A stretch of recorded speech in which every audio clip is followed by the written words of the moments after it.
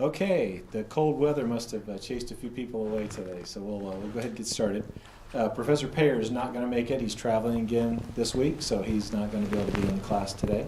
But it's my pleasure to introduce Mitch Parker, and Mitch is the Executive Director for Information Security and Compliance at IU Health in Indianapolis. So he's currently working on redeveloping information security program at IU Health and regularly works in lots of non-technology and technology areas. So he's been a speaker at a lot of conferences and a lot of workshops. If you're familiar with HIMSS, he's big in the HIMSS organization and has been a speaker there. And he's been also a proponent of the Internet of Medical Things. So I think you'll enjoy his talk today. He holds a bachelor's degree in computer science from Bloomsburg and an MS in information technology from LaSalle and his MBA from Temple. So he's well-traveled. And so without any further ado, I'll introduce Mitch. Thank you very much. And yes, well-traveled up and down Broad Street in Philadelphia, as I like to put it, because LaSalle and Temple are only a couple miles from each other. So what I'm going to talk about today is lessons learned from the retrocomputing community. And the purpose of what I'm doing today is to show that successful retrocomputing projects and groups which currently exist, they follow patterns that we can use to help a lot of low-resource and industrial organizations that really need to secure their devices. So I am from the Philadelphia area. A little bit of background on that is that in the Philadelphia area, probably the most famous computer flameout of the early 90s was a company called Commodore Computers, based in Westchester, Pennsylvania, and famous for at one time being a multi-billion-dollar company and getting sold off for parts in 1994. So who am I? As Jerry talked about, I'm the Executive Director of Information Security and Compliance at IU Health. I have been a CISO for over 9 years, both at IU Health and at Temple University Health System. I've got over 30 years using computers despite my youth. I started out with a Commodore 64 back in 1984. I still have one of them set up, obviously not the original one, which has probably in some landfill somewhere. And I also have my Tandy 102, my Tandy 200, and my Tandy WP2, which I actually occasionally take out and use. And I taught myself computers by taking my old computers apart and putting them back together again. And I went through a lot of Commodore, TRS-80, Tandy, and PC clone hardware that way. I mean, a lot. Since I got married and had kids, a lot of that hardware has been given away.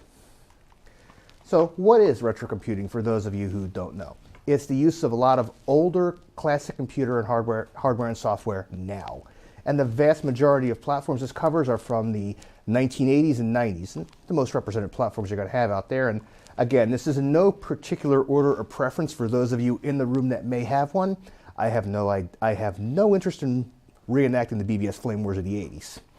So you have the Apple II family, which includes the Apple II, the II Plus, IIe, IIc, and 2GS. And I can tell you, I've met Woz, incredibly, incredibly nice guy. And will tell you everything about the Apple II to this day. You have the Commodore 64 128, you have the Commodore Amiga and its descendants and clones, the Atari home computers and the ST. Sorry for you ST fanatics for leaving out the TT when I wrote this deck. You have the Sinclair Spectrum and its clones, and I put this as specific significance because this computer was so easy to build that a large number of them were actually rebuilt in the Soviet bloc by the former Soviet bloc countries themselves.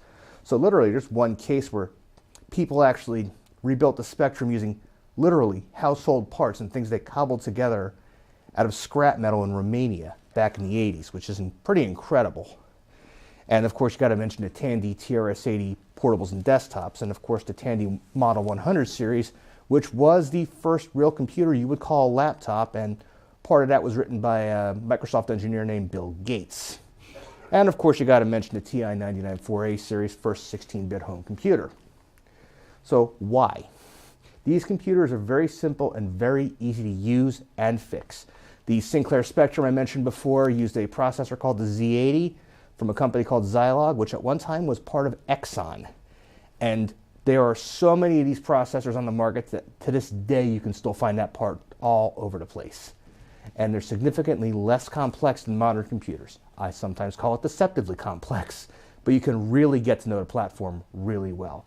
And many community members in the IT community grew up with them.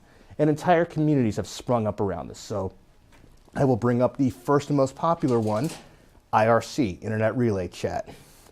And also back in the 80s, before there was IRC and the internet was popular and, well, not in universities, you had CompuServe, you had a little company in Virginia called Quantum Link that grew to become America Online, you had PC Pursuit, and you had a bunch of other 80s online services, many of which charged a lot of money. And of course, the most infamous one for hackers, the Versadial, aka D-Dial. 300 baud, you could take 7 AppleCat modems, drop them in an Apple II, and boom, instant chat line. Back when your average computer had about 64K of RAM, this was ridiculously popular. And you often had several of them in the same city. There were 2 I was aware of in Chicago, 2 in Philadelphia, and at least 1 in New York City. And I would say out of the hacker community, this is probably the most famous / infamous, take your pick online social community. And a lot of them were quote unquote linked nationally. Back before long distance was free, long distance cost a lot of money. And so there used to be services called outdials you used to be able to use to link services together in different cities. So people linked their D-dials from places like Canada, Chicago, New York, all over the place to talk. And yes, it's still emulated and running to this day. I'm a member of a Facebook page for D-Dial, and still haven't logged into that one D-Dial system in Florida, but it's there. So what's my community experience? This is not an excuse for all the hours I spent on IRC or D-Dial. I learned computers and security in the early 1990s, pre-internet being popular. Heck, I will tell you that back when 900 numbers were popular, the local internet service provider actually offered a 900 number as an option. You called it once a month and it paid your bill. And I learned pre-internet at the end of the BBS era during the transition to the internet.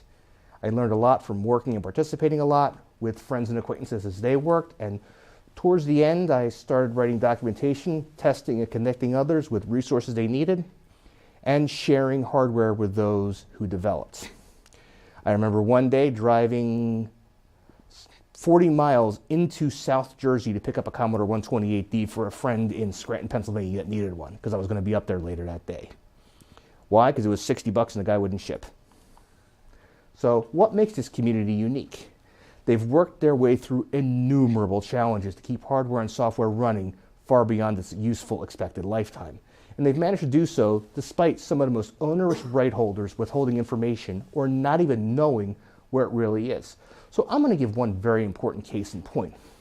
When Commodore went under in 1994 and was pretty much sold off for parts, a number of companies bought said parts. And what happened is there was a lot of legal fights over the rights to some of that Commodore intellectual property. Some of which got so intense that I can name at least one executive of a company that had a lot of ex-Commodore employees that when he does case studies for his class at Temple University will not even mention the Commodore name out of fear of some sort of legal repercussion.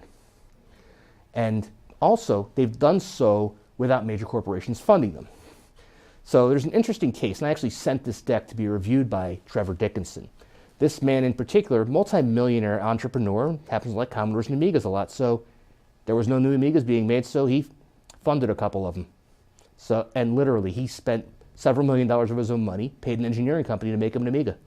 And he sold them, sold several thousand of them on the internet. So he's done an incredible job. Needed an operating system, paid developers to write the operating system. Very rare exception. Matter of fact, he's the only one I could find. Everything's almost completely bootstrapped and self-funded. And it's pretty incredible. So what makes it unique? This is the do-it-yourself punk rock hacker ethos community. So these are the original hackers from back in the day. And many of these community members, they're still active in corporate IT, although you'd never know it unless you really ask them. And they do it for themselves. There's no corporate interests in there. Remember, this is do-it-yourself. And they actually kind of shun corporate interests. And a big part of the reason why is some corporations and rights holders have been very hostile to the retrocomputing community. And I'll be honest about something for those of you from said large corporations viewing this video right now. You don't know who these people are that are asking you about this information from some of your 20-plus-year-old IP. Some of them now are decision makers and executives at large companies. And when you blow them off or give them curt answers, it will negatively reflect on your business. And I'm not saying that to be bad, I'm saying that because bad customer service leads to some issues. Like I said, you don't know what these people do for their day jobs. I can name several very highly placed IT executives that are active in the retrocomputing community, including one that holds several patents for things we use every day. So why am I doing this? Realistic reason? Because many of the solutions out there and implementations people are taking cybersecurity implementations that are point solutions and saying they address and assess risk. This is a big problem, and as a CISO, I see that as being a big issue because you can't buy something out of a catalog or something from a company that's going to magically fix all your problems. It's just never going to happen that way. And you can't assess and address this risk if you don't know what it really is or what it means. And you don't know what it means unless you understand the whole system. And these people really understand systems, and they understand them well. And this community does a better job of understanding systems and assessing risk than any community I know. We've forgotten a lot, and we will forget more than most people have ever learned, and we can learn a lot from them and apply it to modern technologies. So, case in point, I'm going to talk about industrial devices and industrial device security. There's a number of companies out there that have products such as industrial robots, medical devices, SCADA systems, standing for supervisory control acquisition, data acquisition, or control systems with a 20 to 30-year life cycle. Realistically, that's what they plan and budget for.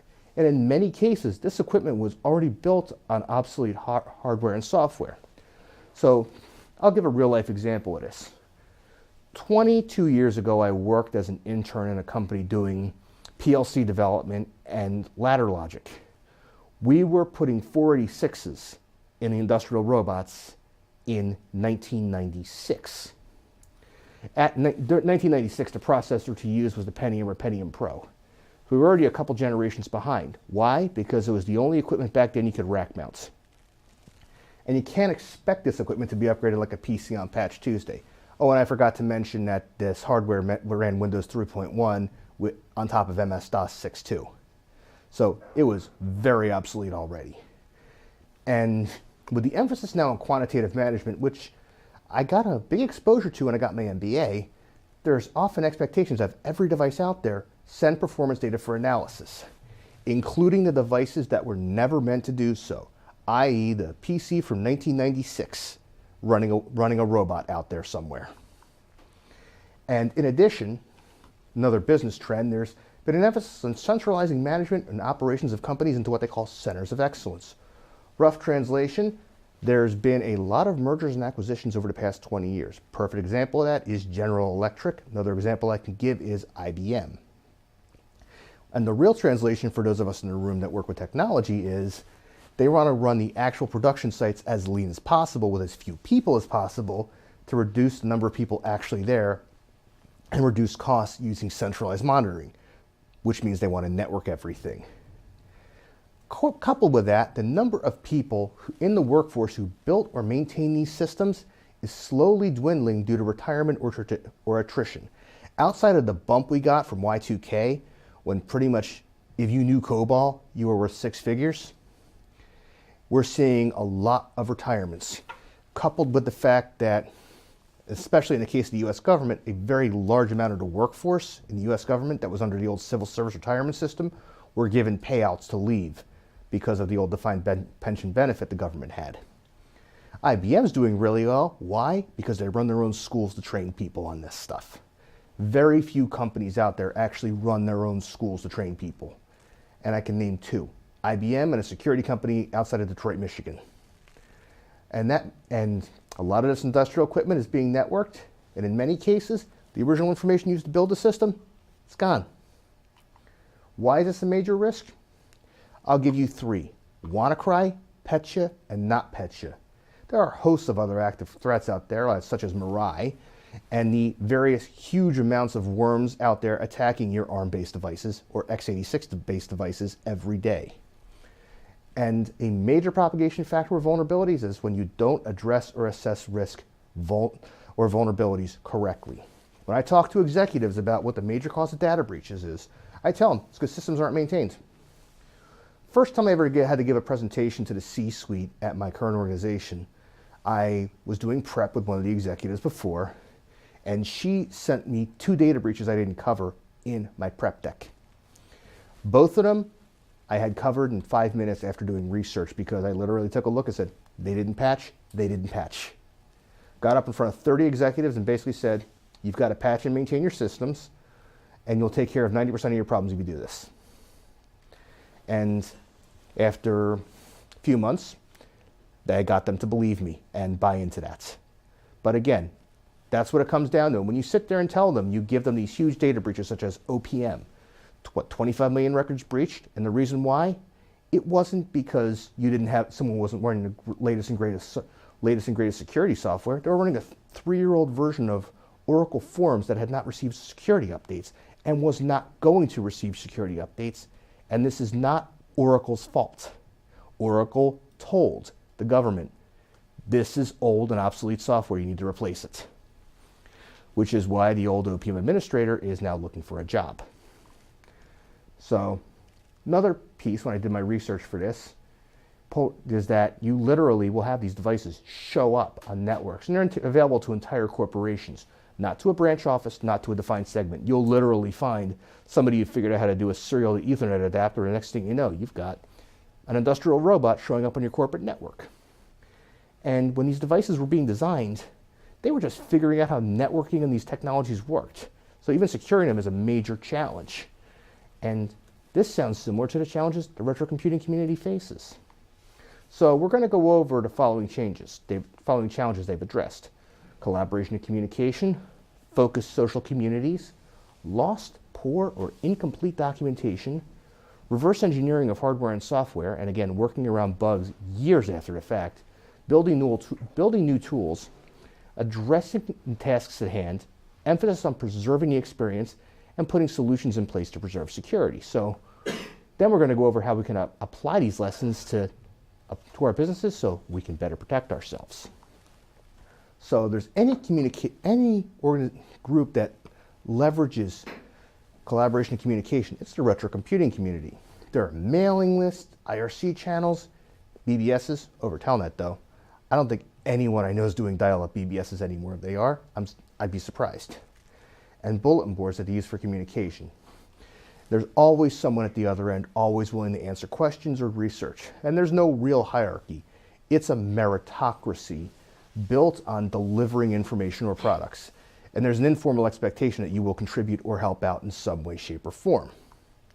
There's also a very strong conference community with this group that has an emphasis on presenting these findings or new developments. So biggest one I'm going to give is Vintage Computer Festival, which hosts events on the East Coast, Midwest, West Coast, and I believe they have them in San Francisco and Seattle now. I'll have to check with Evan Koblenz on that, who does a lot of work for them. But again, this is great. I can tell you one of the best retrocomputing enthusiasts I know goes to all these events. He's based out of Chicago.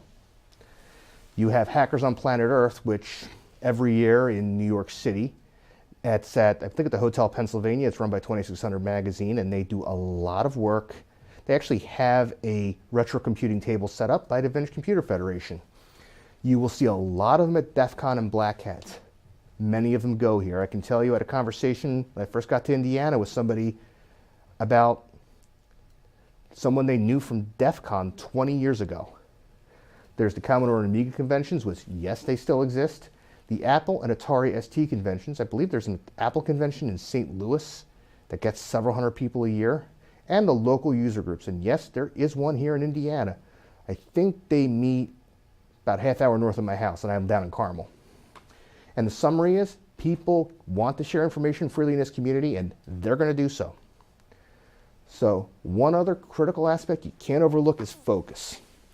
So these days, social media is marked by mayhem and trolling, and quite frankly, just general chaos, as the events of Twitter today show us. But these communities, they are very focused on addressing tasks at hand. While the 2016 presidential election was, quite frankly, incredibly divisive on social media, you'd never know it from these groups. So groups like Club 100, which Tandy Laptop's website and mailing list, the Commodore 64 and 128 group on Facebook, and the IRC channels are very intolerant of political discussion or trolling, and they will not hesitate to boot you if you try and bring up those conversations. And this is why Usenet was so bad. Constant trolling. That's kind of what killed Usenet.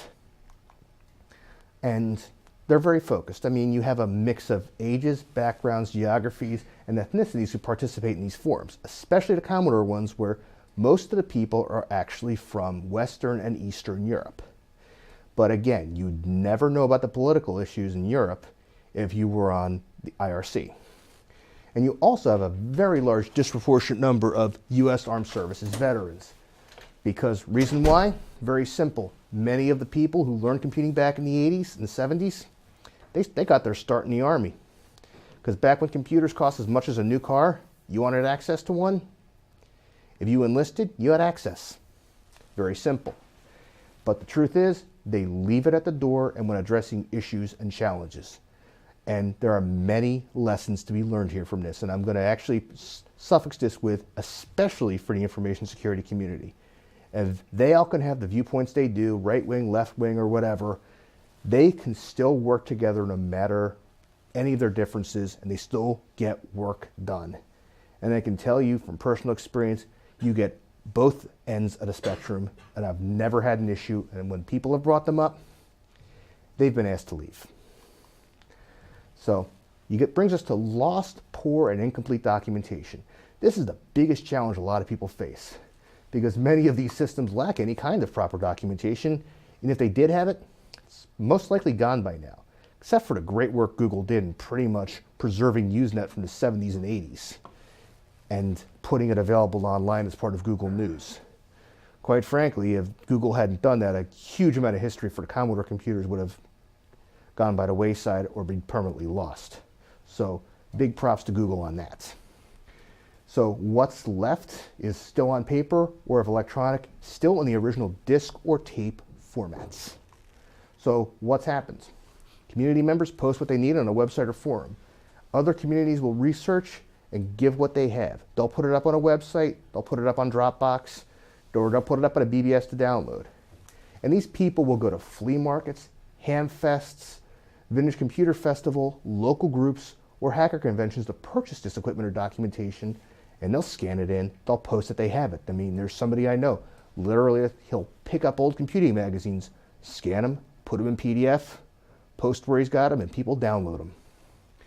And in this particular case, this is very interesting. There was some software in the Amiga community that was thought to be lost. They contacted the original author, brought him back into the community, and got a new release of software out of it. Guy's name was Jim Drew, I believe. And they will contact original authors and companies. And sometimes this brings them back into the community. And again, the other way I've seen this a lot has been with Nintendo games. People will contact the original authors of Nintendo games. And what's happened is you've seen a lot of ROMs of what were once thought to be lost games downloadable on the internet. And they will make best efforts to reconstruct what they don't have. And they will often collaborate to piece together info like amateur archaeologists. It's actually pretty cool to watch. And they will fill in the blanks and put together documentation in a standard format. And yes, they will build equipment to read the old formats.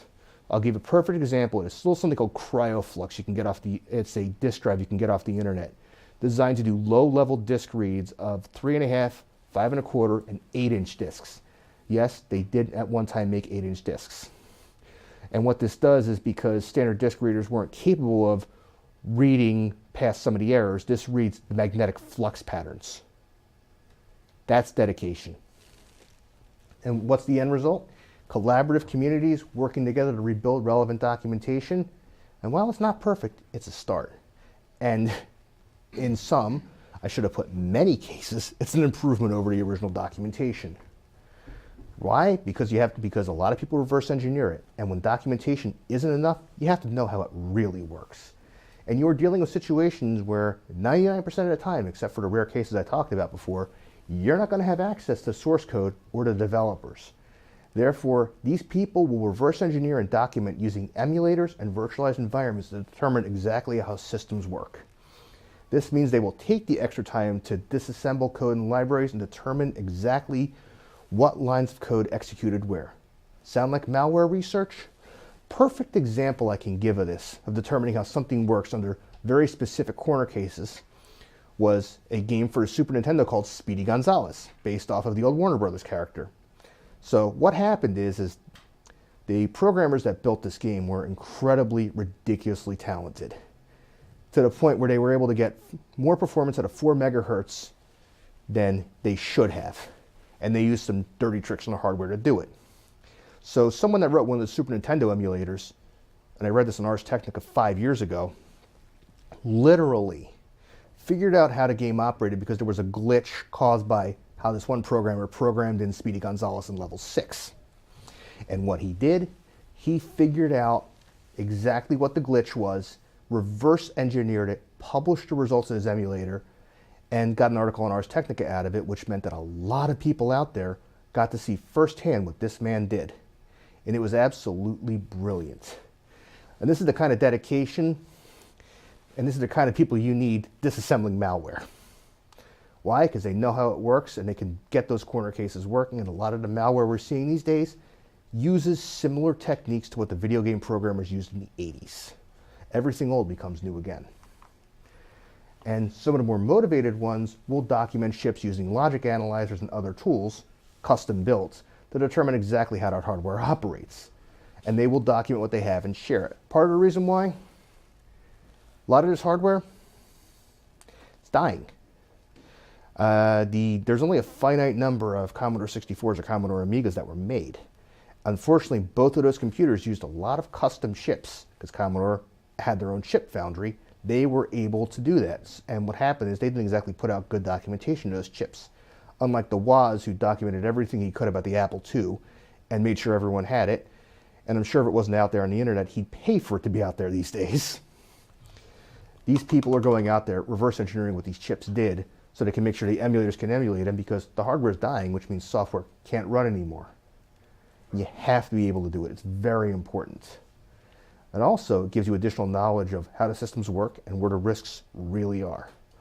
Or in the case of some of the more brilliant video game programmers, how to make a Super Nintendo output real-time video.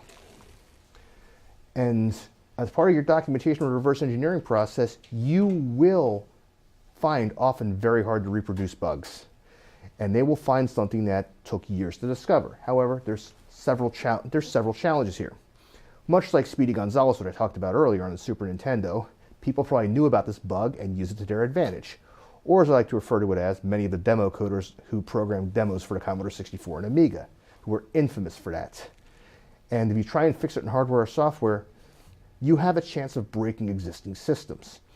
We see a lot of that today. Microsoft had that problem years ago before they put the side-by-side libraries in Windows, and which we used to call DLL Hell. And if you fix it, you need to be able to operate in both a broken and fixed state. Emulators do this a lot, as did Windows with its quote-unquote shims, which were really popular before Windows 10. And the most popular solution for when you find these bugs is integrate the solution into an emulator with an option to turn it on or off. So I know WinUAE does that, QEMU, which emulates x86 computers, DOSBox, Vice, or MAME. And if there's a code fix only the programs that need it and offer it as an option or patch. The Amiga community is really good about that. And if there's a broad-based solution, you document the living heck out of it and communicate it to everyone you know.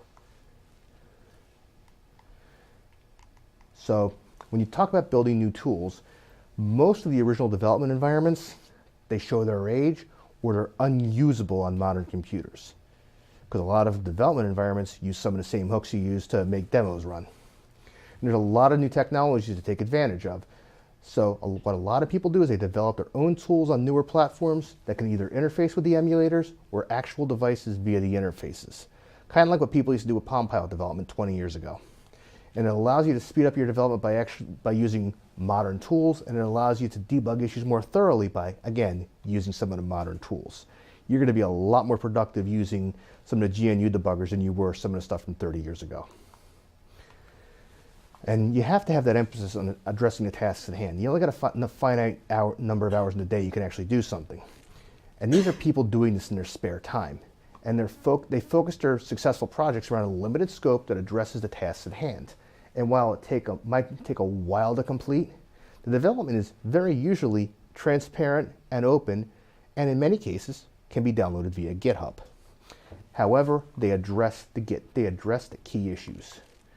And the focus is on preserving and reproducing the user experience in as original a manner as possible. There's not about making a modern experience because people wouldn't use it. It's not authentic. You have to keep it original. Even if it's emulated, you preserve it. You go out of your way to not change it. And if there's new features, you integrate them in such a way that it integrates with the old environment and, more importantly, can be turned off. So I can think of all the modifications for the TRS-80 Model 100 and 102. You can turn them all off and return back to your stock hardware whenever you'd like. And if there's new hardware and software features, don't make them part of the core user experience. Keep them away. Make it something someone has to turn on, because you don't want to ruin that experience. And also, people forget muscle memory and user experience. And if you mess with that, you mess with someone's workflow, you're going to have a pretty major issue, which is a big reason why a lot of software projects fail, a lot of upgrades fail. It's because you're changing someone's workflow so drastically, they don't know what to do. And remember, you're dealing with poor documentation most of the time. So you have to preserve that experience. And if there's new hardware, you keep the cost down and the hardware as common as possible. And like Woz did with the Apple II, you publish everything. You make it so you can open up a book and, oh, look, here's the hardware block diagram of everything I ever did. Document everything about how to install it. And you use common, low-cost hardware solutions that anyone can implement. Or as I could do a two-word substitute here, Raspberry Pi, which for $35 has taken the hobbyist world by storm because it can be used for darn near everything and is used for darn near everything in retrocomputing. And always be available as a resource. Always be available.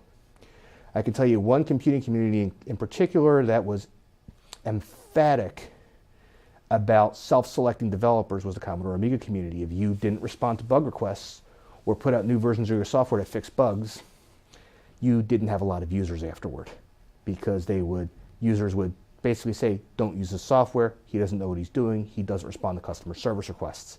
And I found this bug, it's crashing, and he hasn't fixed it.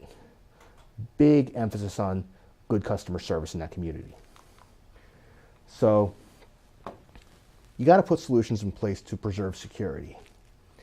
So what this means is you got to make sure the entire environment is appropriately secure. And if you know how the environment operates, you can assess and address risk. And the retrocomputing community will often, with emulators, describe what turn-on options will do, and more importantly, what not to do. And they emphasize keeping your personal information safe and off of devices you develop on. Sound familiar? So how does this relate to modern companies? I just talked about a bunch of things that have gone on over the past 30 years. Here's the first way I'm going to bring this home for you. We are losing information more now than ever. So I'm going to bring up the example of the iPhone. I have this wonderful iPhone here that up until iOS 11 was able to run 32-bit applications. It now only runs 64-bit applications. So think of all the 32-bit applications out there that no longer run because Apple iOS will not run them. And from what I understand, there is no emulator yet for Apple iOS that'll do 32 bits. We generate petabytes of information a year. And I'm sure that you could probably use Exabyte at this point for the amount of information we generate. And barely any of it, despite the best efforts of companies like Google and Microsoft, is kept in a format we can use. We need to know what we have, and we need to collaborate to know critical information about what we own. And almost every company out there has something very old and obsolete that is absolutely critical to their business. You're not alone. Everyone's got something 20 or 30 years old that if you shut off, would cause a serious disruption to your revenue. I don't care if you're Apple, Microsoft, IBM, or Purdue. You have something. And I will tell you, message from management here, your peers are most likely already collaborating and they haven't told you yet. And I will tell you, in terms of some of the managers I've dealt with over the past 20 years in IT, in some cases there's a fear of repercussions because some managers emphasize not talking to outsiders.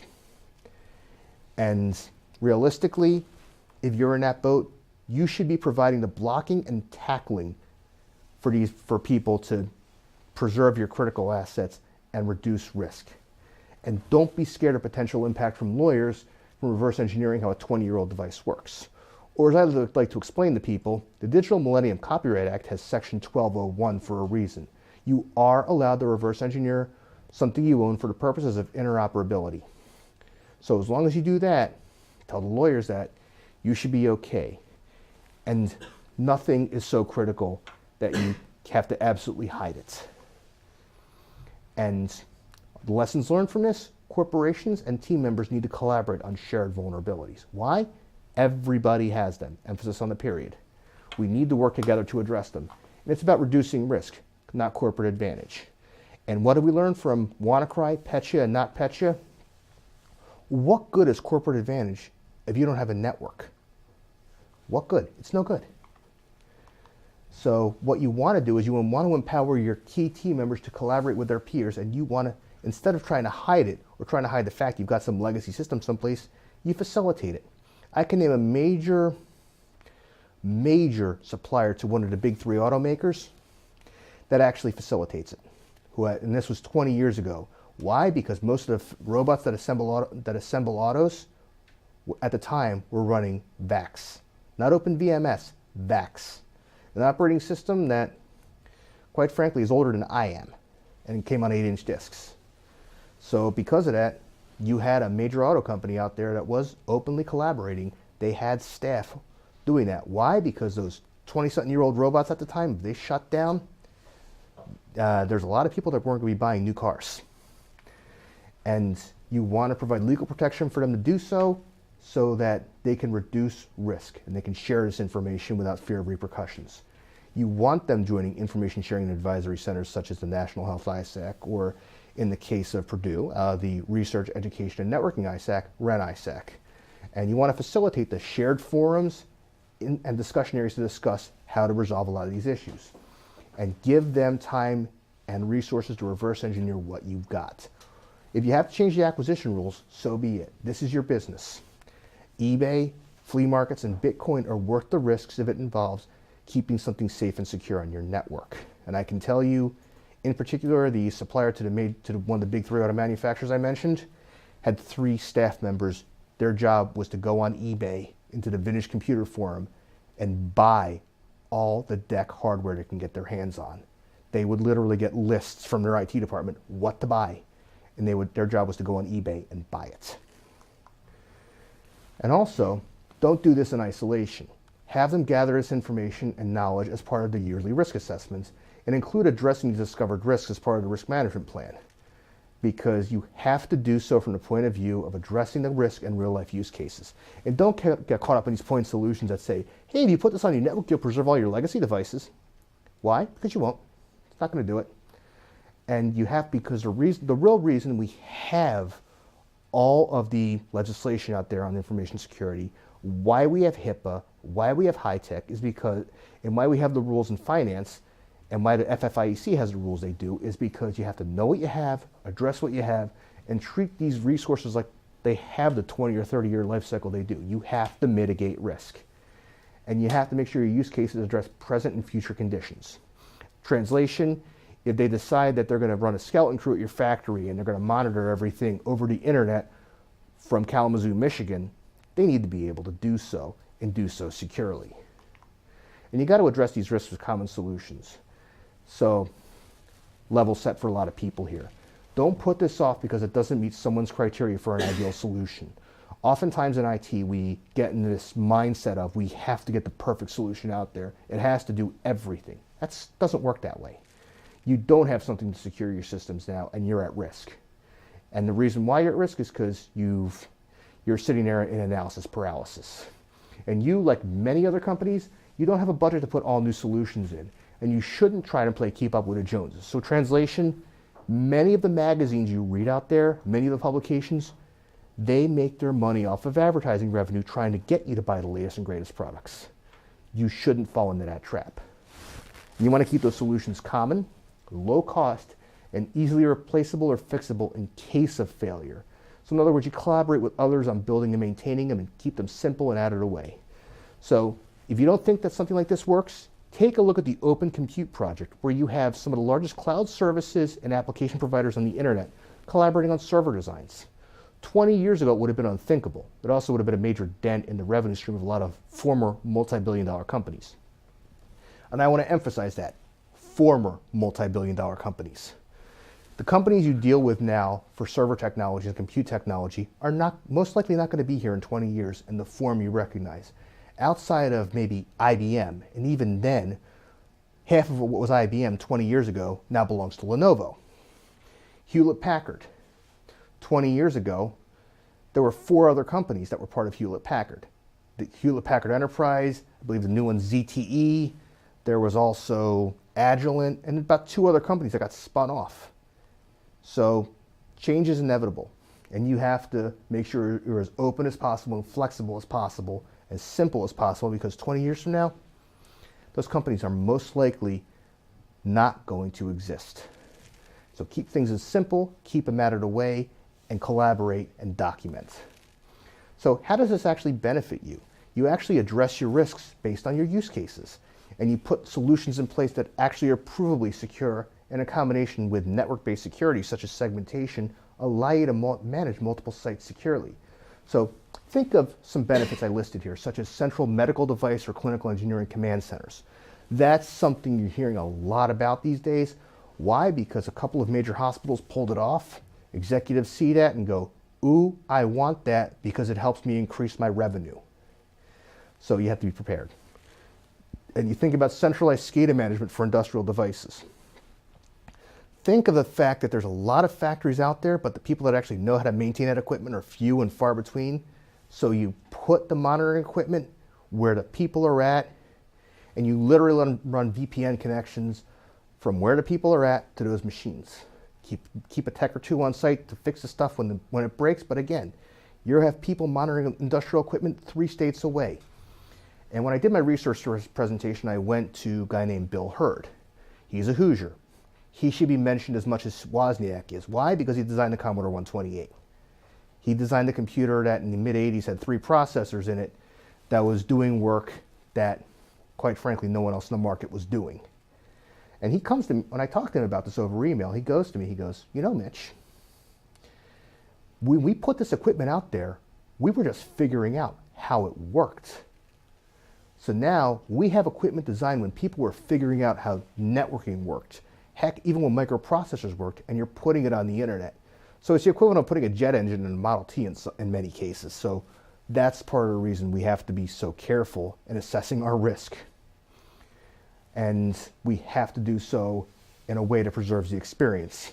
Because there's no way in heck you're going to make something running a processor from 1979, like the 68000. You're not going to make it run a modern user interface. It's not running a networking stack. You got to think differently.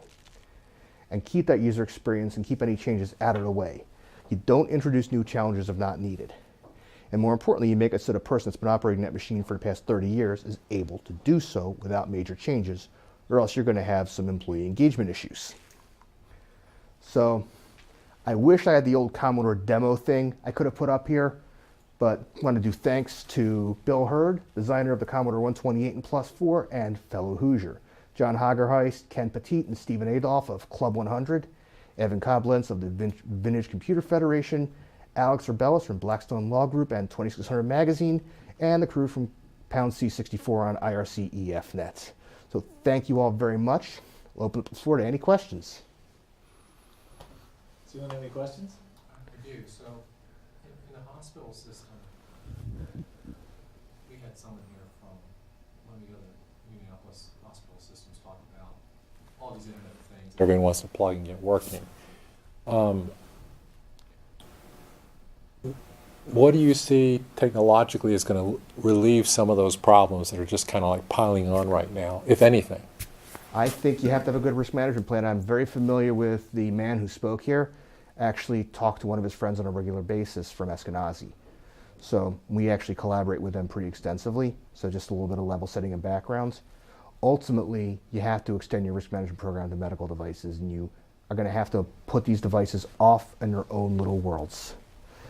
A lot of the medical devices out there, again, I can name devices from multi-billion-dollar companies that have networking abilities because somebody figured out how to make a serial to Ethernet chipset work. You have to keep all of that in mind. You have to assess your risk properly. You also have to realize that there's no way I can expect a company to update these devices after 5 years. It's just not going to happen. Half the time they can't even get the builds building the software working correctly, which is why I mentioned it today in retrocomputing. Literally, if I were to tell you I want to build a Palm OS 3.5 application today, I wouldn't know where to start. Because even getting the software needed to build it, running on a modern operating system would be a challenge. That's the problem you have with medical device security, is because a lot of this hardware and software that has a stated 10-year life cycle. You're not patching it on Patch Tuesday. And why the heck should it be visible to anyone for any purpose other than what it needs? And according to the HIPAA security rule, it shouldn't be visible. Only be there for the purpose that it's needed for. So yes, we're going to see with medical device security that people are going to figure out the hard way. They're going to have to segment the stuff off from the rest of their network. And they're going to have to keep it isolated and know their data flows, which is ultimately the aim of the HIPAA security rule in the first place. And I applaud the work that man is doing at Eskenazi. Mitch, I'm just curious, with your passion in the retrocomputing area, obviously you're very passionate about it. Have you been able to apply that in your day job as a CISO of a major health system? I haven't been able to apply it at IU Health, but I will tell you in previous jobs, I've run into hardware and software that has been so old no one else has known how to operate it. Mm-hmm. I have been able to use serial ports and actually configure one, which is a lost art. I've actually had to do it for a fire alarm system at my old job, because a fire alarm system was sending out serial ports, was sending out signals at what's called an odd baud rate. And getting anyone to understand serial port as anything other than 9600 baud is a bit of a challenge these days. So yes, I've applied this repeatedly at my job, just not at IU Health. So any other questions from the audience there? Thank you very much. Thank you. Appreciate it.